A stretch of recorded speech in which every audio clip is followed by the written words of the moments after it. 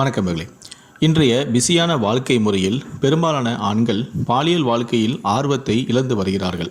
அவர்களின் பாலியல் ஆசையை அதிகரிக்க ஆண்களின் விந்தணுக்களின் தரத்தை மேம்படுத்த இஞ்சி உதவும் தெரியுமா?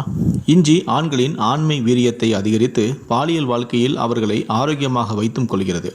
மேலும் அவர்களின் வயதான தோற்றத்தையும் குறைத்து இளமையாகவும் எனர்ஜியோடையும் வைத்துக் கொள்கிறது. பல ஆண்டுகளாக சமையல் மற்றும் மருத்துவ துறைகளில் பயன்படுத்தப்படும் இஞ்சி உங்களுடைய பாலியல் வாழ்க்கையை மேம்படுத்தும் என்பது பற்றி உங்களுக்கு தெரியுமா? பாரம்பரிய மருத்துவத்தில் இது நீண்ட காலமாக பாலியல் தூண்டுதல் மற்றும் லிபிடோவை மேம்படுத்த உதவும் இயற்கை தூண்டாக பயன்படுத்தப்படுகிறது.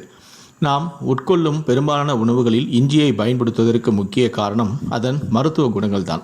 இஞ்சி ஆண்களுக்கும் பெண்களுக்கும் கருவுறுதலை அதிகரிக்கும் என்பதற்கு சில சான்றுகளும் உள்ளன. விந்தணுக்களின் செறிவு, இயக்கம் மற்றும் நண்பகத்தன்மையை மேம்படுத்துவதன் மூலம் இஞ்சி விந்தணுக்களின் தரத்தையும் மேம்படுத்தலாம். மேலும் இது உங்கள் இரத்த ஓட்டத்தை அதிகரிக்கும்.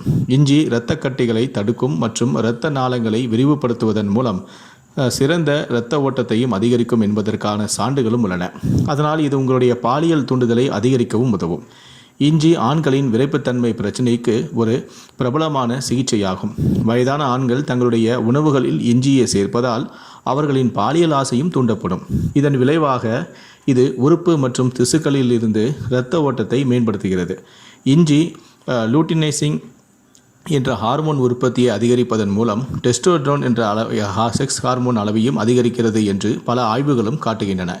இது ஆண்களின் பாலியல் தூண்டுதலை அதிகரிக்க உதவும் என்றும் கூறப்படுகிறது. வெங்காயச்சாறு, தேன் மற்றும் இஞ்சி சாறு கலந்து குடித்தால் ஆண்மை அதிகரிக்கும். இஞ்சி ஒரு மிகவும் சக்தி வாய்ந்த பாலுணர்வுக்கி.